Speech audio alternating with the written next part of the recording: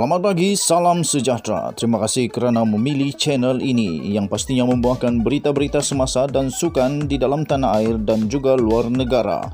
Sebentar lagi kita akan mulakan berita terkini daripada channel ini. Sila pertimbangkan untuk tekan butang subscribe, like dan share.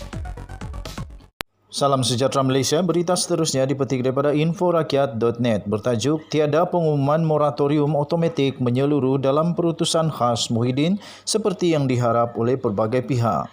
Perdana Menteri Tan Sri Muhyiddin Yassin menggariskan 4 fasa melibatkan pelan peralihan Perintah Kawalan Pergerakan PKP secara berperingkat.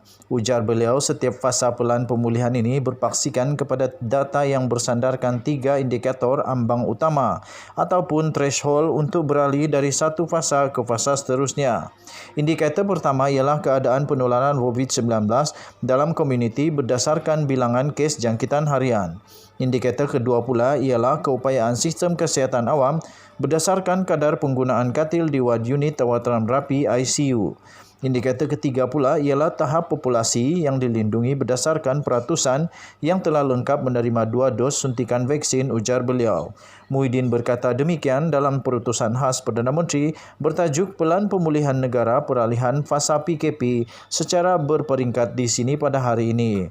Mengulas lebih lanjut, Muhyiddin berkata pendekatan secara berperingkat ini bermula dengan fasa pertama pelaksanaan PKP menyeluruh yang sedang dilaksanakan sekarang dalam keadaan bilangan kes COVID-19 adalah tinggi, sistem kesihatan awam di tahap kritikal dan kadar pencapaian vaksinasi yang masih rendah.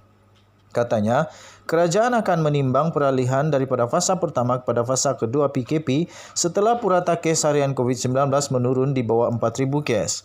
Antara lain, sistem kesihatan awam tidak lagi berada di peringkat kritikal, termasuk kadar penggunaan katil di ICU pulih ke paras sederhana dan 10% populasi telah menerima 2 dos suntikan vaksin, katanya. Mengulas lanjut, Muhyiddin berkata, peralihan fasa pertama kepada fasa kedua PKP hanya akan dilakukan setelah purata kes harian COVID-19 menurun di bawah 4,000 kes. Sistem kesihatan awam tidak lagi berada di peringkat kritikal, termasuk kadar penggunaan katil di ICU pulih ke paras sederhana dan 10% populasi telah menerima 2 dos suntikan vaksin. Sementara untuk memastikan peralihan fasa kedua kepada fasa ketiga PKP, beberapa indikator perlu untuk dipenuhi iaitu purata kes harian COVID-19 menurun ke paras bawah 2,000 kes, sistem kesihatan awam berada di tahap selesa dengan penurunan kadar penggunaan katil di ICU ke paras mencukupi dan 40% populasi negara ini telah menerima 2 dos suntikan vaksin.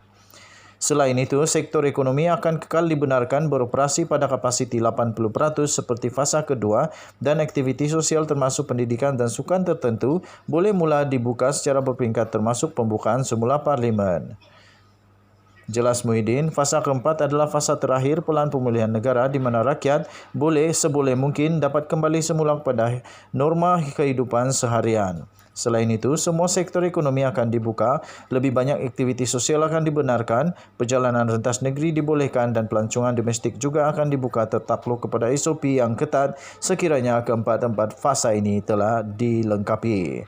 Sekian berita, untuk mendapatkan berita yang lengkap sila layari inforakyat.net. Kita jumpa lagi.